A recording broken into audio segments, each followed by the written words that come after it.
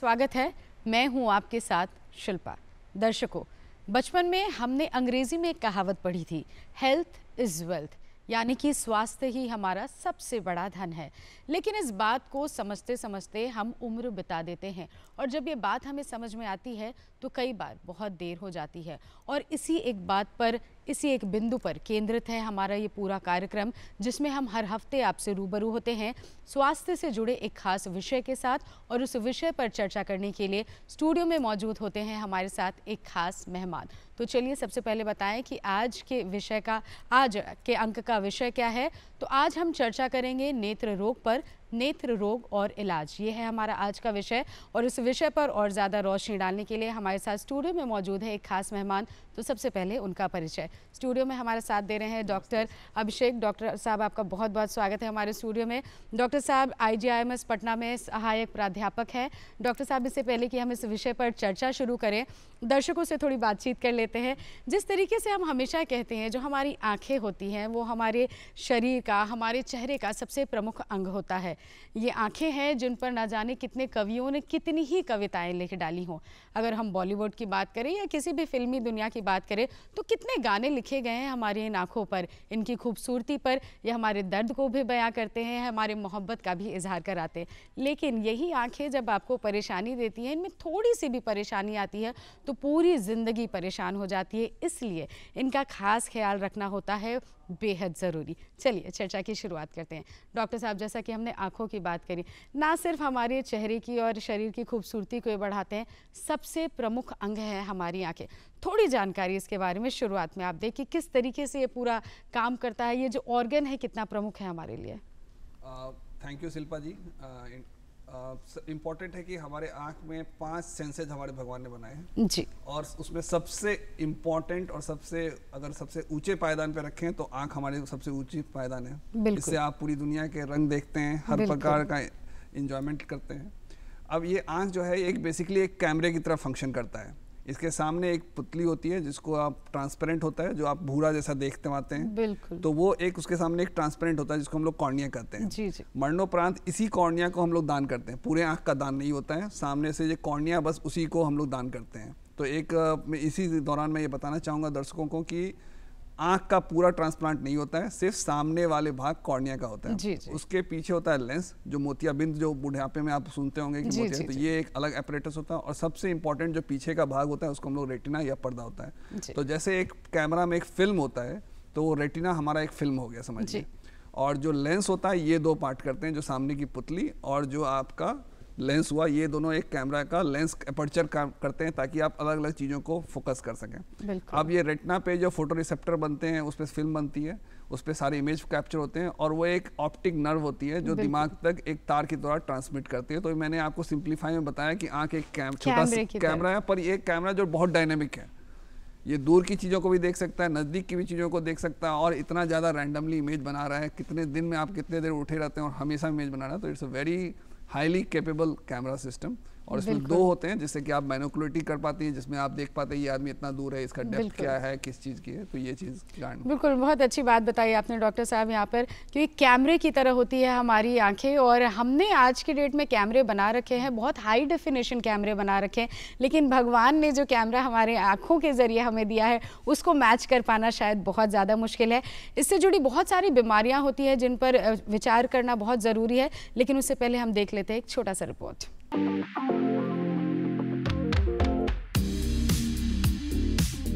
कमजोर आंखों की समस्या दिन ब दिन बढ़ती जा रही है। आजकल कामकाजी लोगों का अधिकतर वक्त स्क्रीन के सामने गुजरता है। कंप्यूटर, लैपटॉप पर काम, मोबाइल पर ज्यादा वक्त गुजारना, घर में टीवी देखना, दरअसल ये सब हमारी जिंदगी में कुछ इस तरह शामिल हो चुका है कि इसके बगैर आज के जीवन की कल्पना नहीं की जा सकती। इन्हीं गैजेट्स का इस्तेमाल आज के दौर में आंखों को बहुत ज्यादा कमजोर बना रहा है। समस्या इतनी बड़ी है कि ये हर उम्र के लोगों को अपनी चपेट में ले रही है, फिर चाहे वो बच्चे हों या बड़े। इन गैजेट्स की वजह से आंखों पर काफी दबाव पड़ता है। ड्राई आई सिंड्रोम और कंप्यूटर विजन सिंड्रोम जैसे कई विकार आजकल गैजेट्स के ही ज्यादा इस्तेमाल की देन है। इस वजह से छोटे छोटे बच्चों की भी नजर कमजोर हो रही है। आज बड़ी संख्या में लोगों का बिना चश्मे के देख पाना मुश्किल हो गया है। आंखों से संबंधित कई समस्याएं होती हैं, जिनमें से कुछ बहुत मामूली होती हैं तो कुछ गंभीर। आंखें बहुत संवेदनशील हैं, इसलिए समस्या मामूली भी हो और समय पर ध्यान ना दिया जाए तो आगे ये गंभीर रूप ले सकती है। ऐसे कई संकेत हैं जो इशारा करते हैं कि आंखें कमजोर होने की शुरुआत हो चुकी है, जैसे आंखों में खुजली होना। लंबे समय तक लैपटॉप पर काम करने से आंखों में तनाव शुरू हो जाता है। ऐसे में आंखों में खुजली शुरू हो जाती है और आंखें बार बार रगड़ने का मन करता है। सुबह उठते ही धुंधला दिखना। सुबह उठने पर कुछ घंटों तक धुंधला दिखाई दे सकता है। ऐसे में आंखें कितनी ही बार क्यों न धो ली जाएं, लेकिन फिर भी पूरी तरह साफ नजर नहीं आता। उठने के काफी देर बाद नजर सामान्य होने लगती है। आंखों से पानी आना। आंखों से पानी आना भी आंखें कमजोर होने का संकेत है। ये समस्या तब और बढ़ जाती है जब हम कुछ लिखते, पढ़ते या फिर देखते हैं। आंखें लाल होना। आंखों के कोनों का लाल होना भी नजर कमजोर होने का संकेत है। ऐसी स्थिति में आंखें लाल ही नहीं होती बल्कि आंखें ड्राई भी हो जाती हैं। सिर के पीछे दर्द। आंखें कमजोर होने पर पूरे दिन सिर में हल्का दर्द हो सकता है। कभी कभी सिर के पीछे भी दर्द शुरू हो जाता है। खास तौर पर जब आंखें झुकाकर नीचे देखा जाए तो परेशानी बढ़ जाती है। नजर से जुड़े विकार होने से पहले ऐसे ही तमाम लक्षण मिलना शुरू हो जाते हैं और अगर समय रहते इन पर ध्यान दिया जाए और जरूरी उपाय अपनाए जाएं, तो आंखों की रोशनी को लंबे समय तक सही बनाए रखा जा सकता है।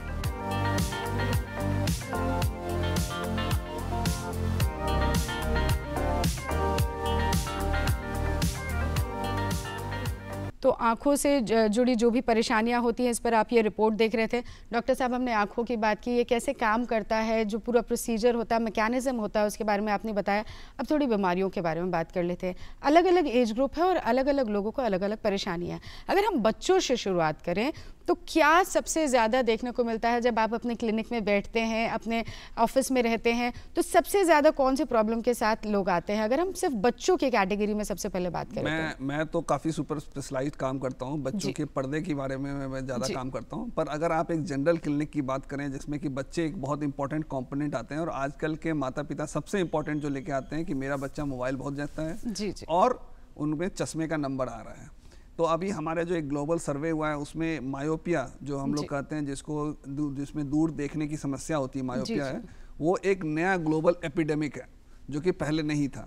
वो इसका एक बहुत प्रमुख कारण हुआ है क्योंकि हमारे लाइफ में, इंक्लूडिंग फैमिली लाइफ में, सब लोगों ने मोबाइल की जो टाइम है, जिसको हम लोग बोलते हैं मोबाइल आवर्स, जितना आप इन्वेस्ट कर रहे हैं वो बहुत बढ़ गया है। बिल्कुल। और बच्चे बाहर का जो काम कर रहे हैं वो घटते जा रहा है। They have lived a more sedentary life, जिसमें कि वो नज़दीक का ही काम ज़्यादा कर रहे हैं। तो इसके कारण मायोपिया का एक नया एपिडेमिक हुआ है और ये हम लोग देख रहे हैं कि 10 में से ऑलमोस्ट 3 से 4 बच्चों को, ये आप लोग अपने लाइफ में भी देख रहे होंगे कि स्कूल लाइफ में, कि 10 में से 3 से 4 बच्चों को कुछ ना कुछ चश्मे का नंबर। बिल्कुल डॉक्टर साहब, जिस तरीके से आप बता रहे हैं मायोपिया की परेशानी आपने बताई, यानी कि दूर देखने में परेशानी आती है। जब बच्चे स्कूल जाते हैं, बहुत बार तक बहुत छोटी उम्र में उनको ये परेशानी आ जाती है, लेकिन बच्चे समझ नहीं पाते हैं कि उन्हें क्या हो रहा है। कई बार वो घर पर शिकायत लेकर आते हैं कि उन्हें सिर में दर्द हो रहा है, उन्हें चक्कर से आ रहा है। तो क्या ये कुछ प्राइमरी सिम्टम्स है जिन पर हमें ध्यान देना चाहिए, या कौन से सिम्टम्स है जो आप बताना चाहेंगे कि गार्जियन वहां पर अलर्ट हो जाए कि शायद आपके बच्चे को आंख में परेशानी हो रही है? इसमें दो मैं बताना चाहूँगा कि हर स्कूल में एक, जब भी आपका बच्चा हो, आप एज ए स्कूल गिवर जो आप टीचिंग प्रोग्राम है, तो यूनिवर्सल आई टेस्टिंग हर साल अपने स्कूल के बच्चों का जरूर करें। जी। ये पहला चीज़ है। और दूसरी जिम्मेदारी टीचर का बहुत इंपॉर्टेंट होता है, क्योंकि बहुत बार बच्चे बोलेंगे कि मैं पीछे नहीं बैठना चाहता। वो पीछे क्यों नहीं बैठना चाहता? क्योंकि उसको धुंधला दिख रहा है, वो हमेशा आगे की सीट को प्रेफर करेगा। तो ये दो, टीचर को अपने उनके पेरेंट्स को सेंसिटाइज करना बहुत इंपॉर्टेंट है।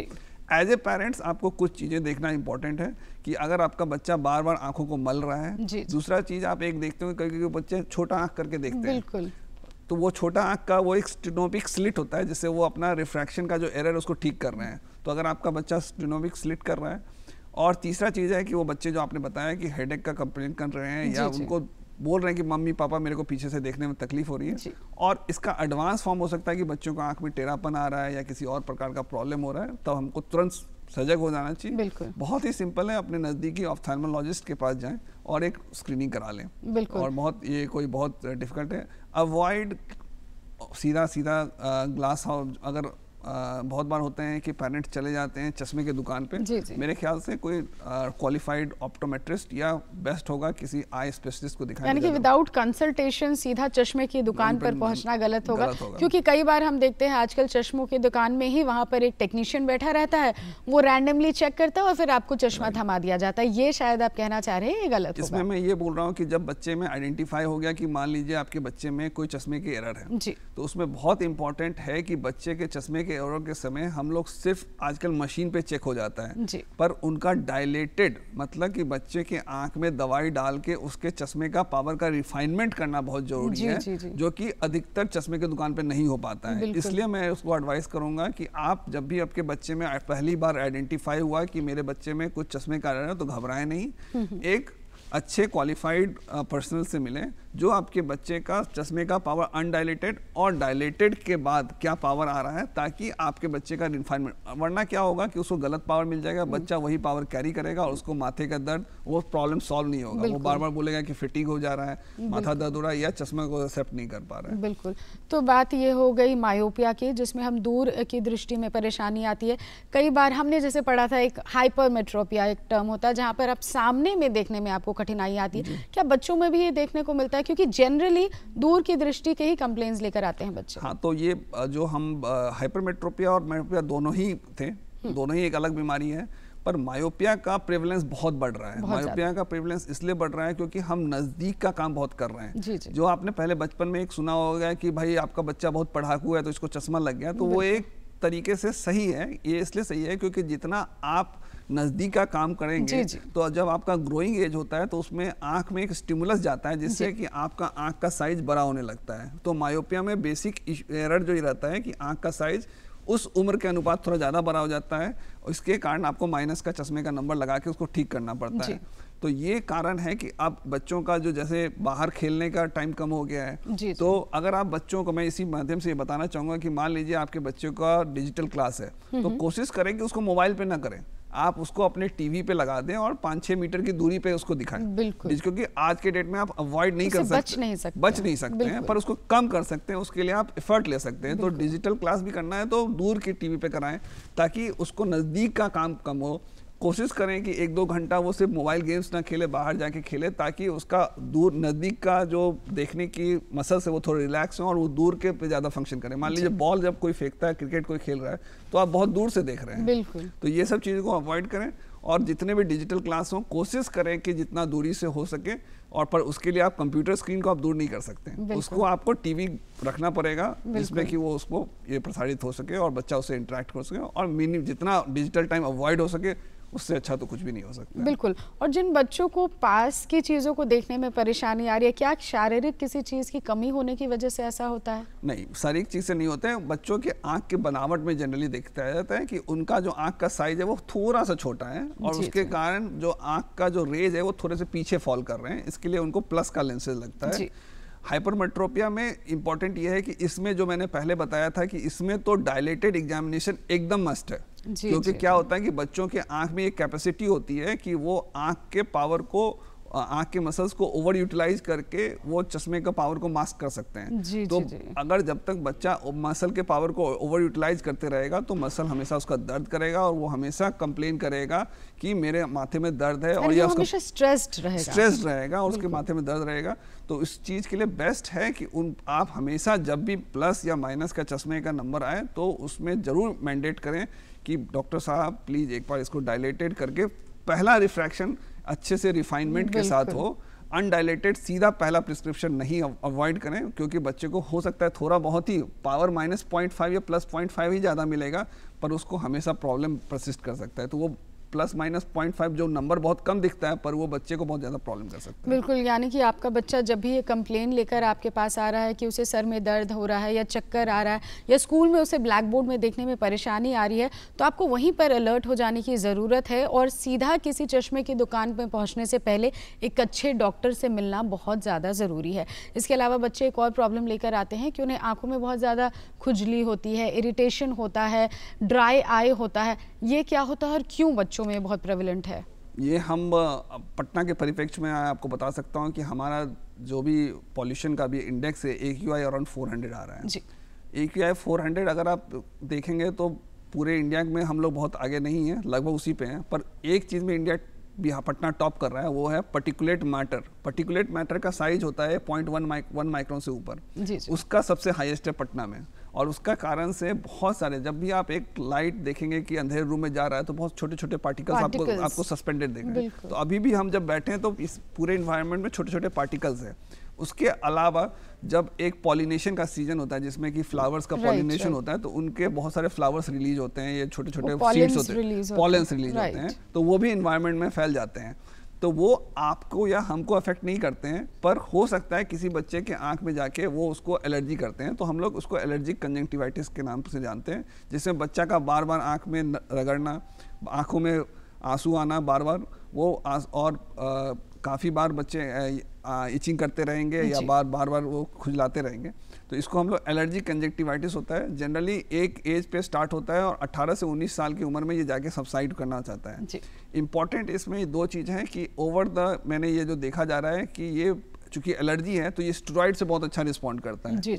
तो बहुत बार माँ बाप जब ये देख लेते हैं तो वो जाके मेडिकल स्टोर से ड्रॉप ले लेते हैं, और मेडिकल स्टोर वाले क्या करते हैं, वो स्टेरॉइड्स ड्रॉप दे देते हैं, क्योंकि इसका इतना अच्छा रिस्पांस होता है कि बच्चा तुरंत ही ठीक हो जाता है। इफेक्ट है। पर स्टेरॉइड का एक साइड इफेक्ट है जो बड़ों में नहीं होता है पर छोटे बच्चों में बहुत इंपॉर्टेंट होता है, वो है आंख का प्रेशर बढ़ जाता है। और आंख का प्रेशर बढ़ने के बाद, आंख की प्रेशर बढ़ने के बाद वो जो आपको मैंने बताया था कि पूरा कैमरा एक नस के द्वारा दिमाग के तक जाता है, नर्व के बारे में, तो वो नस सूखने लगता है आंख का प्रेशर, और बच्चे को भी पता नहीं चलता है, माँ को भी नहीं पता चलता है, क्योंकि इसका कोई सिम्टम है ही नहीं, इट्स अ साइलेंट किलर। और वो बच्चा हर बार जब भी उसको प्रॉब्लम होती है, माता पिता सोचते हैं वही ड्रॉप डाल देते हैं, और वो प्रेशर बढ़ा रहता है और वो धीरे धीरे परमानेंट प्रेशर बढ़ जाता है, और इसके कारण बहुत सारे बच्चे अंधे हो जाते हैं, जो कि अवॉइडेबल है। इसलिए जब भी आपके बच्चे में कभी ऐसा हो तो कभी भी सेल्फ मेडिकेशन ना करें। हो सकता है कि बहुत ही माइनर सिम्टम्स के लिए मेडिकेशन की भी जरूरत नहीं पड़े।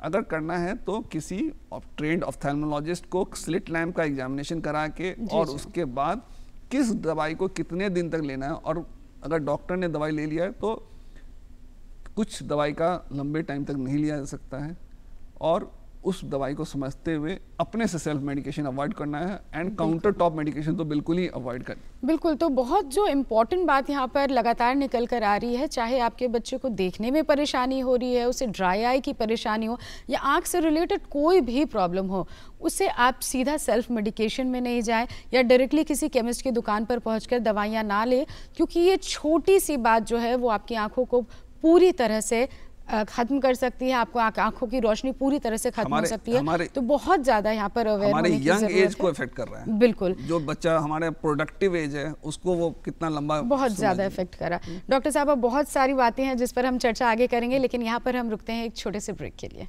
आप बहुत जल्दी किसी भी डिजीज को अगर आप आइडेंटिफाई करते हैं, कैटरेक्ट को, और अगर वो आपके लाइफस्टाइल को इफेक्ट कर रहा है, it's an elective surgery. Elective surgery का मतलब है कि ये डिसीजन एक पेशेंट लेता है कि मेरे को कब ऑपरेशन कराना है। जनरली ये इमरजेंसी सर्जरी नहीं होती है, इलेक्टिव सर्जरी है, तो इसमें आप जब चाहें तब करा सकते हैं। कोशिश करना है कि बहुत एडवांस स्टेज में ना जाए।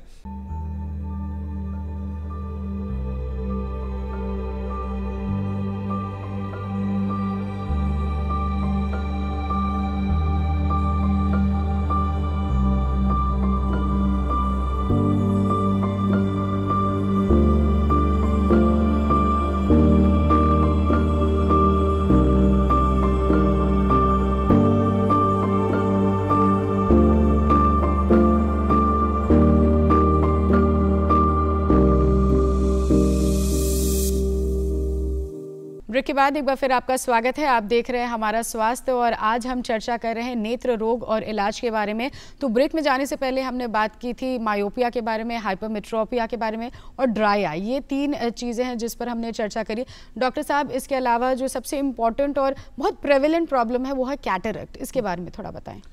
कैटरेक्ट एक बहुत इंपॉर्टेंट डिजीज है, और उसमें ये है कि ये एक प्रिवेंटेबल ब्लाइंडनेस है, और लोगों का लाइफस्टाइल ऐसा हो गया है कि जो पहले लोग बहुत एडवांस स्टेज पे उनको प्रॉब्लम होता था, आज आपके टीवी देखते हैं, आप ड्राइविंग कर रहे हैं, और आपके बहुत सारे काम हैं जो मोबाइल पे हो सकते हैं। तो जो कैटरेक्ट है वो एक उसका बहुत सिम्टम बहुत पहले आने लगता है। जी जी। दूसरा प्रॉब्लम ये आ रहा है कि मायोपिया और कुछ और बीमारियां जैसे डायबिटीज़ का प्रेवलेंस बढ़ रहा है, मायोपिया का प्रेवलेंस बढ़ रहा है, तो इनमें कैटरेक्ट होने की संभावना बहुत जल्दी हो जाती है। तीसरी चीज़ एक और बहुत इंपॉर्टेंट जो उभर के आई है कि पहले हमारे पास 15-20 साल पहले जो हमारे पास टेक्निक थे उसमें risk of infections and risk of complication बहुत ज़्यादा थे। Now we have very ultra safe techniques जिसका one of the least complications of among all the surgeries. तो इसके कारण आप बहुत जल्दी किसी भी डिजीज़ को अगर आप आइडेंटिफाई करते हैं कैटरेक्ट को, और अगर वो आपके लाइफस्टाइल को अफेक्ट कर रहा है, it's an elective surgery. Elective surgery का मतलब है कि ये डिसीजन एक पेशेंट लेता है कि मेरे को कब ऑपरेशन कराना है। जनरली ये इमरजेंसी सर्जरी नहीं होती है, इलेक्टिव सर्जरी है। तो इसमें आप जब चाहें तब करा सकते हैं। कोशिश करना है कि बहुत एडवांस स्टेज में ना जाए, क्योंकि अब जो भी टेक्निक है उसमें हम लोग लेजर या फेको मशीन की प्रोब को डाल के करते हैं। तो अगर मोतियाबिंद जितना करा हो जाएगा तो उतनी ज़्यादा आपको एनर्जी डालनी पड़ेगी, और जब भी किसी जगह पे ज़्यादा एनर्जी पड़ती है तो ज़्यादा गर्मी पैदा होती है। एक मैं लेमैन की तरह समझा रहा हूँ, और आपके ऊपर एक टिश्यू है जो कि गर्मी ज़्यादा पैदा होने पर इफेक्ट होती है। तो जब भी आपको प्रॉब्लम हो तो you get yourself consulted to a qualified ophthalmologist. Avoid कि कहीं पे कैंप बहुत मास सर्जरी हो रही है, ये सब जगहों पे बहुत मैं देखता हूँ कि बहुत जगह जाते हैं जहाँ पे कि प्रॉपर स्टेलाइजेशन नहीं है या प्रॉपर रूम नहीं बने हुए हैं जहाँ पे स्टेलाइजेशन है। तो ये सब भी आप देखें, कंसिडर करें, क्योंकि आँख बहुत प्रीशियस चीज़ है और भगवान ने 2 ही आँख बनाई है। तो अगर आप कहीं भी आप सर्जरी के लिए देखें तो ये सब जरूर देखें कि ओटी का स्टेटस कैसा है, किस प्रकार की साफ सुथरापन रखा जा रहा है। क्योंकि अभी जस्ट मुजफ्फरपुर में हुआ था एक बहुत, जिसमें कि मास इन्फेक्शन हुआ था, तो उसमें मेन हम लोग को जो इशू आया था स्टेलाइजेशन का इशू आया था। तो ये बिल्कुल डॉक्टर साहब, जब हमने चर्चा की शुरुआत की थी तो आपने कहा ये जो कुछ कॉमन इश्यूज हैं जैसे देखने में परेशानी आई, उसके अलावा आप कुछ कॉम्प्लेक्स इश्यूज पर आप काम कर रहे हैं, रिसर्च कर रहे हैं, उसके बारे में थोड़ी जानकारी। तो मैं इस माध्यम से बताना चाहूँगा कि मेरा main area of focus retina है, पर्दा है, और मैं इस पे पिछले 14 साल से काम कर रहा हूँ मैं इस एरिया पे। एंड रेटिना में भी जो होता है, मैंने जो बताया था कि एक अगर आप आँख को एक कैमरा की तरह देखें, जो पीछे वाली परत है जो कि जिसमें फिल्म, अगर कैमरा में फिल्म होती है, हमारे यहाँ रेटिना होती है। वो सारे इंफॉर्मेशन को गैदर करके और वो फिर एक नर्व के द्वारा, जिसको ऑप्टिक नर्व, जिसमें मैंने ग्लोकोमा के बारे में डिस्कस किया, वो उसको ट्रांसमिट करती है। तो मेरा मेन एरिया है उनकी जो रेटिना की पैथोलॉजी है और रेटिना की जो बीमारियां हैं उस पर मैं मेन फोकस करता हूँ। लास्ट 5 साल से मैंने उसमें भी एक नया शोध कार्य स्टार्ट किया है, जिसमें मैं बच्चों के पर्दे की बीमारी के बारे में ज़्यादा फोकस कर रहा हूँ। बिल्कुल। तो डॉक्टर साहब आपसे यहीं पे जानना चाहेंगे कि जो पर्दे की बीमारियां होती है, जो रेटिना की बीमारियां होती है, वो दरअसल कौन कौन सी होती हैं? अगर मैं आपको कॉमन रेटिना की बीमारियां, वैसे तो बहुत सारी हैं, बट जो कॉमन हम एक बात करें जो प्रेवलेंट कॉमन है, उसमें एक बहुत आप लोग सुनते होंगे कि पर्दा उखड़ना, जिसको हम लोग रेटिनल डिटैचमेंट करते हैं। डायबिटीज़ का हमारे पूरे समाज में प्रेवलेंस हो रहा है। इंडिया अभी diabetes capital of the world है, सबसे ज़्यादा हमारे पास डायबिटिक्स हो गए हैं नंबर वाइज। डायबिटिक रेटिनोपैथी एक बहुत इंपॉर्टेंट चीज़ है। तीसरा चीज़ होती है रेटिना में खून आना, जो कि अलग अलग कारणों से हो सकता है। और चौथा चीज़ है कि जैसा जैसा आपका एज बढ़ रहा है, जैसे हमारा सर्वाइवबिलिटी बढ़ते जा रहा है, तो एज रिलेटेड मैकुलर डिजेनरेशन, जिसमें कि मैकुलर डिजेनरेशन, जिसमें कि आंख के पर्दे के नीचे जो सबसे इंपॉर्टेंट पर्दा है, उसके नीचे खून के नस बन जाते हैं या वो पर्दा सूख जाता है वहाँ पे, तो उसको एज रिलेटेड मैकुलर डिजेनरेशन है। और जो मैं अपना शोध कार्य पिछले 5 साल से कर रहा हूँ, उसमें रेटिनोपैथी ऑफ प्रीमैच्योरिटी, जिसमें कि जो बच्चे जन्म से पहले पैदा हो जाते हैं उनमें पर्दा उखड़ जाता है और किसी कारण में या पर्दे में खून आ जाता है, जिसके कारण वो जन्म के बाद अंधे हो सकते हैं, जिसका रिस्क बहुत हाई रहता है। डॉक्टर साहब, अब समय हमारे पास कम है, चलते चलते आपसे जानना चाहेंगे लाइफस्टाइल के बारे में। हम लगातार बात कर रहे हैं क्योंकि मोबाइल के बारे में हम बात कर रहे हैं, तो वो हमारा लाइफस्टाइल ही हो गया है। कौन कौन सी चीज़ें हैं जो बहुत ज़्यादा ज़रूरी है, जिनको लेकर हमें बहुत ज़्यादा सजग रहने की ज़रूरत है? कॉमन लाइफस्टाइल में आप पूछ रही हैं? बिल्कुल। मैं यही बोलूँगा कि सबसे इम्पोर्टेंट जो हमारे में है कि हमारे आँख का सबसे पहले, जब भी आपके बच्चे हों उस समय जब बच्चा पैदा होता है तो 3-4 साल पे हर साल अपने बच्चे का आँख का स्क्रीनिंग कराएं। बिल्कुल। दूसरा चीज़ है कि मोबाइल एक बहुत सारे विजिबल स्पेक्ट्रम में लाइट दे रहा है और अल्ट्रावायलेट लाइट भी दे रहा है। जी। तो उनका हमारे आँखों के, चूँकि सारे रेज हैं वो कंसंट्रेट होकर आँख पे जा रहे हैं, तो उसको जितना अवॉइड कर सकते हैं उसको अवॉइड करें। बिल्कुल। तीसरा चीज़ है कि जितना हमारा कंप्यूटर का या मोबाइल का काम बढ़ रहा है तो ड्राई आई का बहुत इंपॉर्टेंट एक नया चीज़ डेवलप हो रहा है, तो कोशिश करें कि हमेशा अपने आँखों को ब्लिंक करें, ब्लिंकिंग बहुत एब्सेंट हो गई है। और चौथा चीज़ जो मैं अपने इन सबको बोलना चाहूँगा कि जो मेरा एरिया ऑफ इंटरेस्ट है, जब भी आपको डायबिटीज़ हो उसके 1 साल के अंदर, मतलब मैं ये जनरल नहीं है पर एक मास को इन्फॉर्मेशन देने के लिए, हमेशा हर साल अपने पर्दे का डायबिटीज़ के पेशेंट्स अपने पर्दे का नज़दीकी ऑफ्थेल्मोलॉजिस्ट से आँख की पुतली में दवा डलवा के अपना डायलेटेड पर्दे का एग्जामिनेशन जरूर करें, अनडायलेटेड नहीं करें। अगर डायबिटीज़ के पेशेंट हैं और उनका चश्मे का नंबर बहुत जल्दी बदल रहा है नज़दीक का, तो समझें कि कुछ पर्दे में इश्यूज हो सकते हैं, उसमें ज़रूर जाएं। तीसरा, मैं अपने आरोपी जो बच्चे होते हैं जो प्रीमैच्योर पैदा हो जा रहे हैं, उन माता पिता और अपने पीडियाट्रिशियन भाइयों को ये बोलना चाहूँगा कि हमने एक स्लोगन दिया है 30 दिन रोशनी के। ये स्लोगन हमारे तरफ से आया है, तो 30 दिन रोशनी के ये हैं कि आपका बच्चा अगर प्रीमैच्योर है या उसमें रिस्क फैक्टर्स हैं जिसमें उसमें आरोपी होने हैं, तो 30वें दिन के आसपास उस बच्चे का एक ट्रेंड रेटिना एक्सपर्ट के द्वारा जरूर जांच होना चाहिए। इंदिरा गांधी इंस्टीट्यूट RIO में मैं काम करता हूँ एज एन एसोसिएट प्रोफेसर। वहाँ पे हम लोग ना केवल लेजर देते हैं, ना केवल इंजेक्शन की देते हैं, बल्कि हमारी रेटिनोपैथी ऑफ प्रीमैच्योरिटी की सर्जरी भी होती है, जो कि बिहार में अभी तक पॉसिबल नहीं थी। हमारे पास नेपाल, उत्तर प्रदेश, बंगाल से भी पेशेंट आते हैं। और सबसे अच्छी बात, एवरीथिंग इज कवर्ड बाय राष्ट्रीय बाल सुरक्षा कार्यक्रम, 100% free. They can come and afford, and हम लोग रेगुलरली ये सर्विस दे पा रहे हैं। बिल्कुल, यानी कि सरकार इस बात का पूरा ध्यान रख रही है, बस ज़रूरत है हमें सजग होने की। बहुत संक्षेप में आपसे जानना चाहूँगी, खान पान और एक्सरसाइज कितना ज़रूरी? खान पान और एक्सरसाइज हमारे सेडेंट्री लाइफस्टाइल में बहुत ज़रूरी है, क्योंकि हमारा lifestyle is becoming more and more sedentary, so बहुत इम्पोर्टेंट है। अपने खाने पीने में कोशिश करें कि जितने भी एंटीऑक्सीडेंट्स वाले तत्व हैं उसको जरूर सम्मिलित करें। यानी कि हमारे शरीर का कोई भी भाग हो, खान पान बहुत ज़्यादा इफेक्ट करता है, उसका पूरा ध्यान रखने की ज़रूरत है। डॉक्टर साहब, आप स्टूडियो में आए, इतनी अहम जानकारियाँ दी, इसके लिए आपका बहुत बहुत धन्यवाद। Thank you.